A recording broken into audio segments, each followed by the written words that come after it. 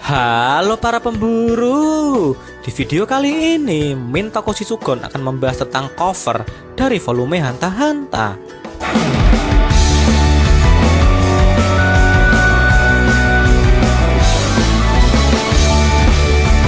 Hunter x Hunter adalah manga keluaran 90-an atau tepatnya tahun 98, di mana setelah menempuh perjalanan sekitar 20 tahun, Hunter x Hunter telah menghasilkan 390 chapter. Lalu dari 390 chapter tersebut ternyata kemudian diringkas menjadi 36 volume. Di antara 30-an volume itu, Yang Mulia Togashi ternyata gemar menyelipkan petunjuk-petunjuk kecil pada bagian cover volumenya guna cerita Hunter x Hunter ke depannya. Berikut adalah beberapa petunjuk atau foreshadowing pada cover volume Hunter x Hunter. Foreshadowing yang pertama terdapat pada gambar cover volume 4. Pada cover volume 4 tersebut, Kurapika tampak sedang asik membaca buku dengan posisinya berada di atas sebuah burung. Itu burung atau ayam ya sebenarnya? Oke lah, sebut saja buriam kalau masih bingung. Hewan yang pada volume 4 itu belum jelas entah itu asal-usulnya atau entah itu namanya. Kemudian selang beberapa tahun, Yang Mulia Togashi akhirnya mulai mengungkapkannya. Hewan tersebut ternyata adalah sejenis burung berlari yang berasal dari provinsi Luxo. Lalu nama burung tersebut adalah Piko. Piko merupakan spesies burung darat berukuran besar, di mana Piko digunakan untuk tunggangan serta digunakan untuk mengangkut barang oleh suku Kurta. Nah, sekarang terungkapkan asal-usul serta nama hewan misterius pada cover volume 4 tersebut.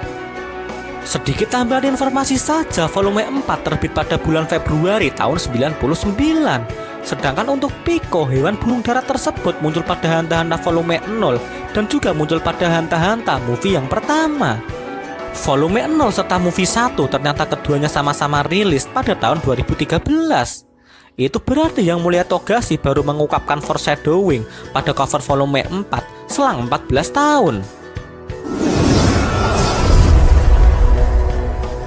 Foreshadowing yang kedua terdapat pada gambar cover volume 7. Pada cover volume 7 tersebut terdapat 3 karakter di dalamnya, yaitu Hisoka Moro, Gonfrix, serta yang terakhir ada Killua Zoldyck.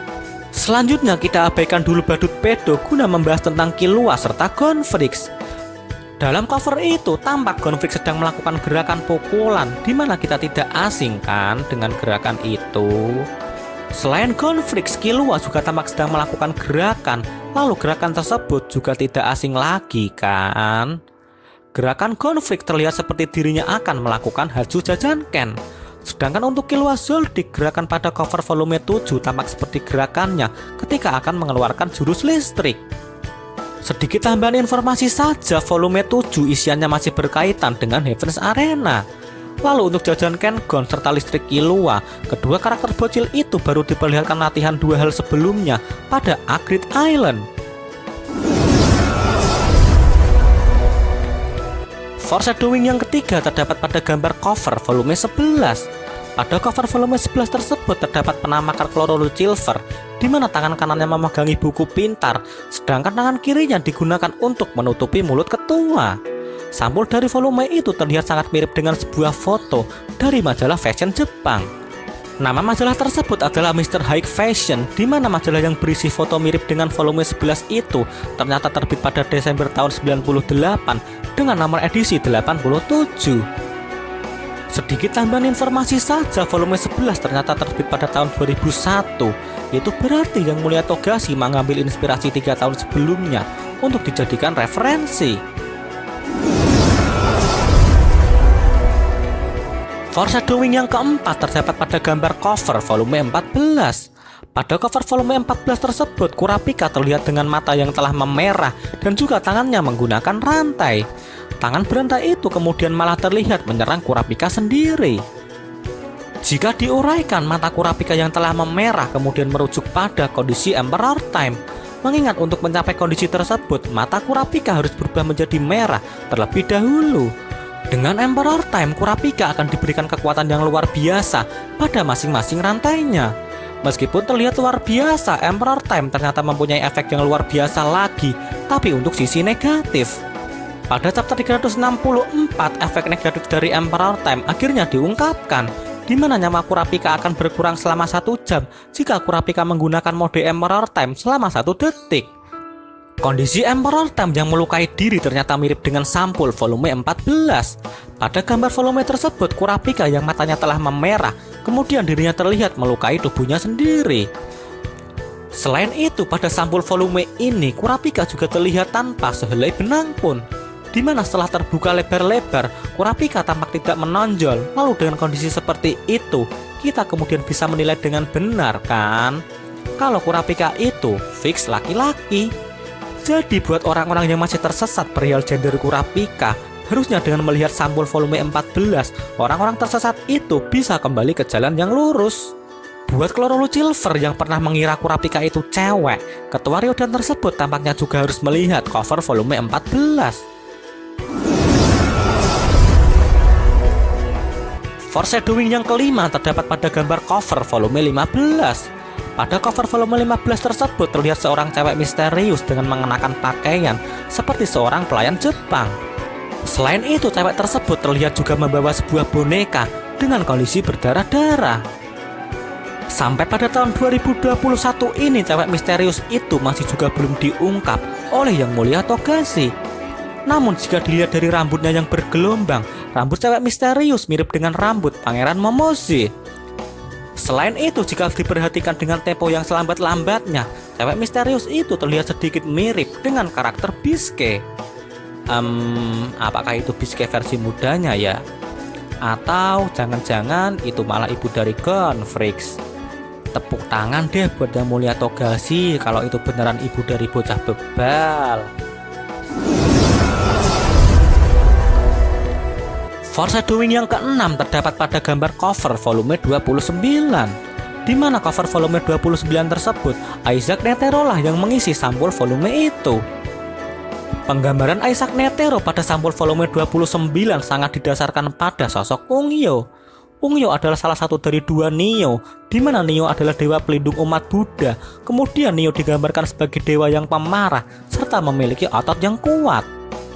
Selain itu, desain serta pose Netero juga mirip dengan patung kayu yang terkenal pada kuil Kofukuji. Kuil umat Buddha yang terletak di kota Nara tersebut juga dianggap sebagai salah satu harta karun nasional pada negara Jepang. Lalu kita semua tahu kan, jurus ketua Netero juga memunculkan makhluk seperti Buddha dengan kondisi sering berdoa. Sehingga beberapa petunjuk sebelumnya yang mengarah pada Buddha bisa dihubungkan dengan Isaac Netero. Foreshadowing yang ketujuh terdapat pada gambar cover volume 30, di mana cover volume 30 tersebut terlihat para zodiak generasi lawas sedang membelakangi kamera. Jika kalian mengamati gerakan Pariston serta Sayu, kalian akan melihat persamaan di antara keduanya. Dua karakter tersebut tangannya terlihat di belakang dengan posisi saling bergandengan. Kemudian pada chapter 348 akhirnya diketahui kalau Sayu adalah mata-mata terhadap zodiak. Lalu orang yang mempekerjakan Sayu tidak lain tidak bukan adalah sosok Pariston. Gila kan Togashi? Kejadian volume pada 33 diungkapkan pada sampul volume 30. Selain itu, pada sampul volume 30 juga ada adegan menarik lainnya. Sosok Jingfrix, Messiah Storm Nana, lalu ada Kanzai. Ketiga karakter tersebut memiliki gerakan yang sama, di mana tangan mereka bertiga tampak dimasukkan ke dalam kantong. Jangan-jangan mereka bertiga juga bekerja sama. Mirip-mirip kasusnya Sayu dan Pariston nih. Foreshadowing yang nomor 8 terdapat pada gambar cover volume 33. Pada cover volume 33 tersebut tampak Kurapika dengan mata merahnya, lalu dirinya juga terlihat menggunakan rantai dengan 3 binatang di sampingnya. Binatang-binatang tersebut diantaranya adalah lumba-lumba, ikan, lalu yang terakhir ada kupu-kupu. Hewan lumba-lumba kemudian diungkapkan sebagai salah satu dari jurus rantai Kurapika. Pada chapter 361, Kurapika menunjukkan jurus rantai terbarunya, di mana nama jurus tersebut adalah Steel Chain. Steel Chain lalu dapat dimodifikasi atau dapat diubah sehingga kemudian menjadi Steel Dolphin. Sedikit tambahan informasi saja, volume 33 berakhir pada chapter 350. Sedangkan untuk chapter 361 berada pada volume 35. Lalu untuk dua binatang sisanya yaitu ikan dan kupu-kupu, mungkin saja ke depannya Steel Chain Kurapika akan memiliki dua perubahan binatang lainnya selain lumba-lumba, yaitu berubah menjadi ikan dan juga berubah menjadi kupu-kupu. Sekian penjelasan dari Mimin Toko Shizugan. Terima kasih.